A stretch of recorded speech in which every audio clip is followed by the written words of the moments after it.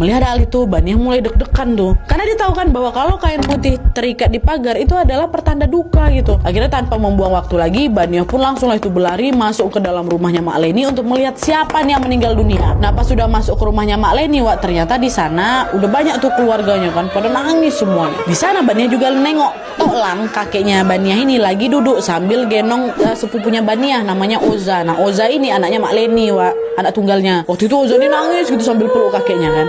Perlahan-lahan Baniah pun mulai berjalan mendekati mereka. Dan betapa terkejutnya Baniah ketika melihat bahwa tidak jauh dari tempat Tok Lang itu duduk, Wak, ada seorang perempuan yang sedang terbaring dan badannya sudah terbujur kaku. Dia adalah Mak Leni.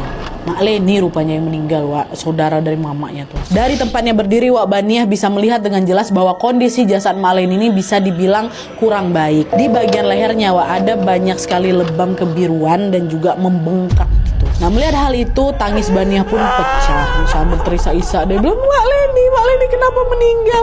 Kemarin kan masih baik-baik aja, Mak Leni kan nggak sakit gitu kan. Melihat Baniah yang histeris, Tok Lang dan juga keluarga yang lain pun turut memeluk Baniah supaya Baniah lebih tenang lagi. Dan setelah situasi sudah mulai tenang, orang-orang di sekitar Baniah pun mulailah bercerita tentang kronologi kematiannya Mak Leni, Wak. Jadi ternyata, Wak, Mak Leni ini meninggal dengan cara yang kurang baik, yaitu gantung diri. Itulah kenapa di lehernya tadi ada banyak kali luka lebam sama membengkak kan, Wak. Nah, Wak, Mak Leni ini nekat melakukan hal itu karena dia ini nggak tahan sama perilaku suaminya yang memang sering melakukan KDRT atau kekerasan. Sebenarnya udah jadi rahasia umum, Wak, kalau suaminya Mak Leni ini memang orang yang kasar sama temperamen kali. Dulu pernah tuh waktu Mak Leni lagi belanja kan di pasar kan, tiba-tiba suaminya datang sambil marah-marah, langsung diseretnya Mak Leni ini balik ke rumah. Suaminya tega melakukan hal itu ke Mak Leni hanya karena anak mereka, which is si Oza yang masih bayi waktu itu, Wak, ya, tiba-tiba terbangun menangis cuma gara-gara itu, Wak. Cuma gara-gara itu diseretnya istri ya dari pasar tuh, nggak mau diurusnya anaknya dong. Dan kejadian itu juga disaksikan langsung oleh beberapa warga gitu. Dari situlah mereka ini tahu kalau suaminya Leni itu sering melakukan kekerasan gitu. Nah, karena mereka tahu kalau rumah tangganya Mak Leni ini tidak harmonis, Wak, mereka pun jadi berspekulasi lah itu kalau mungkin keputusan Mak Leni untuk mengakhiri hidupnya ya gara-gara dia memang udah nggak tahan lagi untuk tinggal sama suaminya, dengan sikap suaminya itu udah nggak tahan dia. Tapi spekulasi ini kalau kata Rapi, Wak, ini juga belum bisa dipastikan kebenarannya, Wak, karena